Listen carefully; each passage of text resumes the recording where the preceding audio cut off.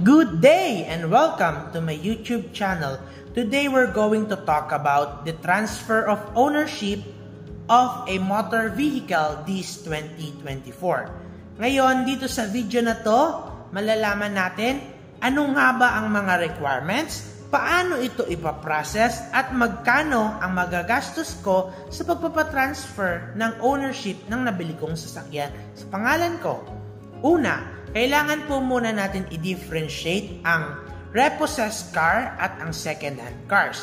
So, pagdating naman po sa repossessed cars, ito po yung mga sasakyan na naka-loan, nakasangla sa bangko. Ibig sabihin, hindi pa po fully paid yung ating mga nabiling sasakyan.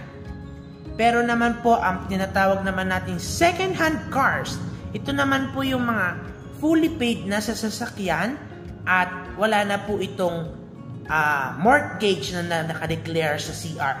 So once again, kapag po repossessed car, mayroong pong nakalagay na encumbered to. For example, nakalagay po encumbered to the Bank of the Philippine Islands. Nakalagay po sa CR natin, encumbered to the Bank of the Philippine Islands. Ibig sabihin po, ito po ay naka-loan pa sa bangko. If second-hand cars na walang nakalagay na encumbered to, ibig sabihin ito po ay fully paid na ng previous owner sa bangko. Ngayon po, let us now proceed with the requirements. Ano po ba yung mga requirements? First is the original copy of the CR or the Certificate of Registration. Ngayon, titignan kung ito po ay naka-encumbered o hindi. Kapag ito po ay naka-encumbered, ito po ang requirements niya. Kailangan nyo pong humingi doon sa bangko kung saan ito naka-encumbered para po sila ay mag-release sa inyo ng cancellation or release of chattel of mortgage. Ito po ay nire-release ng bangko to prove na ito po ay fully paid na sa kanila. Ngayon, kung wala naman pong nakalagay na encumbered to, wala na po kayong poproblemahin. Proceed na po tayo sa requirements. Ngayon, ang kailangan po is the original receipt or the ORCR. Kompleto po yan, magkakambal. OR at CR. Next is the copy of the deed of absolute sale. Again, original copy po ang kailangan ng lahat ng mga requirements na ito. So, from the original copy of the deed of absolute sale, it should be notarized by a lawyer or a notary public. Ngayon, sa pagbabayad naman po ng notary public, ito po ay 1 to 2% depende po sa inyo pong pagnonotaryuhan. Ibig sabihin, kapag ang nakalagay po na nakadeclare doon sa deed of absolute sale is 100,000 pesos, ito po ay for example lamang, ang inyo pong babayaran sa notary public is 1,000 pesos or 2,000 pesos, 1 to 2%. Again, depende po ito sa value na nakalagay sa deed of absolute sale nyo, ang ibabayad po ninyo sa notary public. Ngayon, pagdating naman po sa deed of absolute sale, may mga cases po na si LTO ang hinihingi po nila is, for example, ako ay ika-6 na owner ng nabiling sasakyan, kailangan po yung from the previous owner, from the first, second, third, fourth, fifth, hanggang 6 po na owners ay intact po yung deed of absolute sale. Para po, hindi na po kayo mahassle. But in some cases, meron naman pong mga deed of sale na direkta na po from the previous buyer. So, from pang 5 to 6, siya na po yung tinatanggap ng LTO. But in some cases, ganun nga po sa nabanggit ko, ay hindi po nila tinatanggap. Kailangan intact pa po yung deed of absolute sale. Next naman po na requirement is the HPG. Ngayon, pagdating po ninyo sa HPG, pumunta po kayo ron, bibigyan naman po kayo ni HPG ng application form. At kailangan nyo po itong i-fill up at i-submit po sa kanila. Ngayon, pag na-submit po ninyo sa kanila yung application form, bibigyan po nila kayo ng slip. Ngayon, pupunta po kayo sa Land Bank para magbayad ng 650 pesos para po payment kay HPG. Tapos babalik po kayo kay HPG, papakita nyo po yung official receipt ng binayaran nyo sa Land Bank. Ngayon, ang gagawin naman pong procedure ni HPG, i-check po lahat ng mga requirements nyo. Ang requirements po doon ay original copy ng ORCR at ang original copy ng deed of sale. Ngayon, para hindi po kayo ma-hassle, pag bibili po kayo ng sasakyan, kailangan may picture po kayo ng previous owner. Kayo po magkasama ni previous owner doon sa sasakyan, kasama yung plate number. Para po pag hinanapan kayo ni HPG ng ito po yung proof na nagkaroon po kami ng bentahan. Yun po. Ngayon, ang gagawin naman ni HPG, i-confirm niya lahat ng mga documents na ipinasa mo sa kanila. Ngayon, kailangan din nila mag-stencil to check the chassis number and the engine number. Kailangan mag-match siya doon. So, kailangan i-verify pa ni HPG kung yun bang ORCR at yung stencil ay match doon. Kasi i-check nila kung yung sasakyan na nabili mo is walang sabit or malinis. Pag sinabing walang sabit, walang accident na nangyari, walang crimes na nangyari. So, i-check nila yon, i-double check nila, pati yung ORCR mo kung original copy, kasi may mga cases na mga fake yung copy ng ORCR.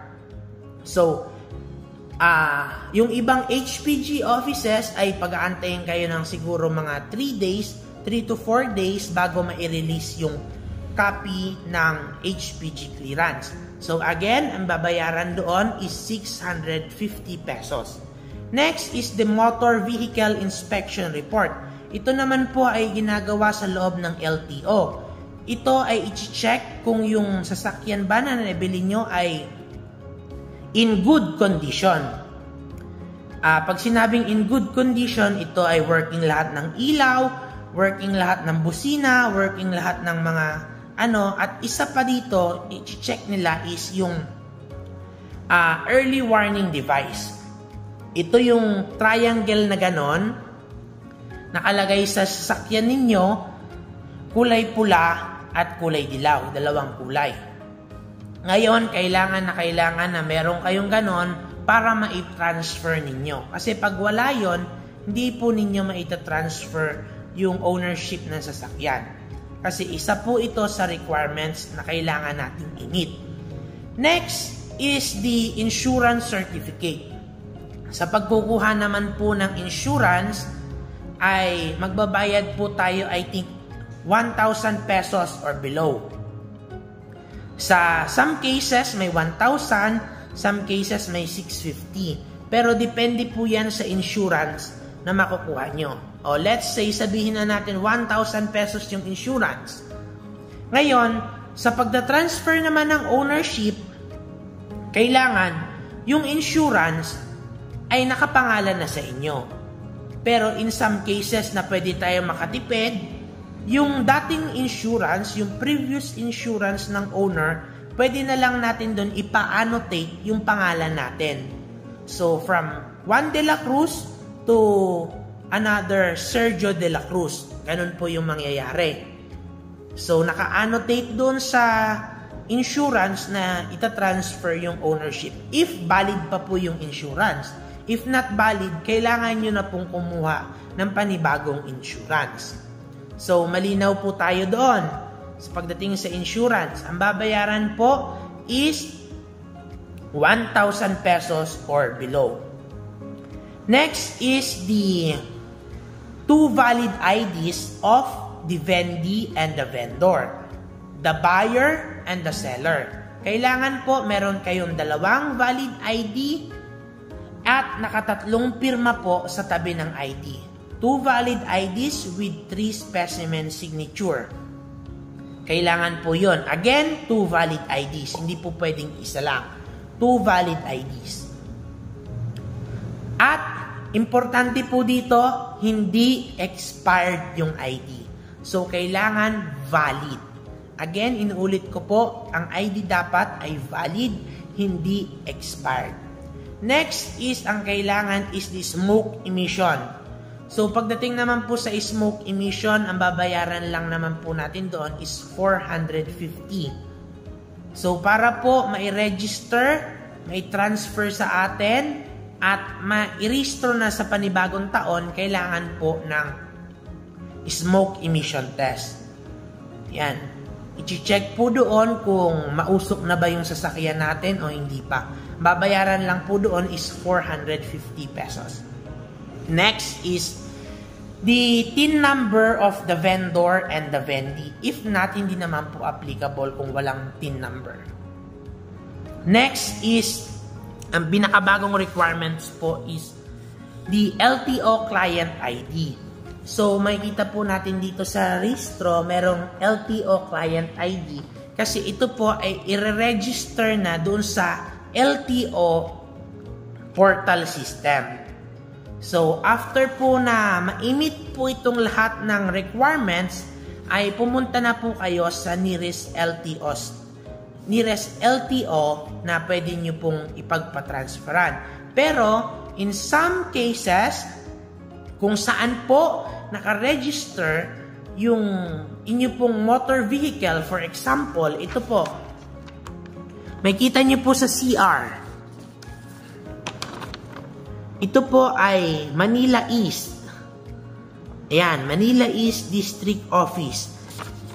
Kung saan po nakaregister yung vehicle nyo, doon po kayo pupunta na LTO office. Pero in some cases, na for example, malayo, kailangan lang po ng verification from Manila East to Mindanao. For example lang po. Kasi kung example, ang sasakyan nasa Mindanao, tapos naka-register sa Manila East, kailangan lang po yan ng verification. Ipapadala po sa Mindanao yung mother documents. So, yung lahat ng record, makikita po doon. So, bibigyan lang po yan ng verification. So, pagdating na po doon, i-check yan ni LTO officer kung kompleto ba lahat ng requirements mo. Ngayon, kung hindi kompleto, hassle yan, babalik-balik ka. So, kailangan i-meet mo lahat ng requirements, kompletuhin mo, para pagdating mo kay LTO, hindi ka na pabalik-balik.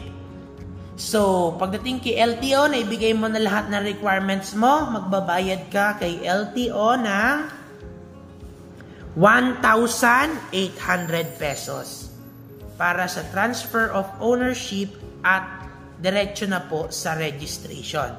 So, again, magkano po yung babayaran? Pagsasimula is the deed of absolute sale, 1 to 2%. Next is the HPG clearance, 650 pesos. Next is the insurance, 1,000 pesos. Next is the LTO, 1,850 pesos. So, ito po yung total ng ating babayaran. So, aantayin nyo lang po yan. I-release na po sa inyo ni LTO yung panibago nyo pong certificate of registration at yung inyo pong bagong registro, yung tinatawag natin na official receipt. Ganito po. So, nakaregister na po yan hanggang sa susunod na taon. And every year po, ito po ay nire-register. So, I hope meron po tayong nakuhang ideas or lesson dito po sa aking ibinahagi sa inyo. So, kung meron po kayong gustong idagdag or something na please do like, comment, and subscribe to my YouTube channel. And see you on my next vlog. Thank you!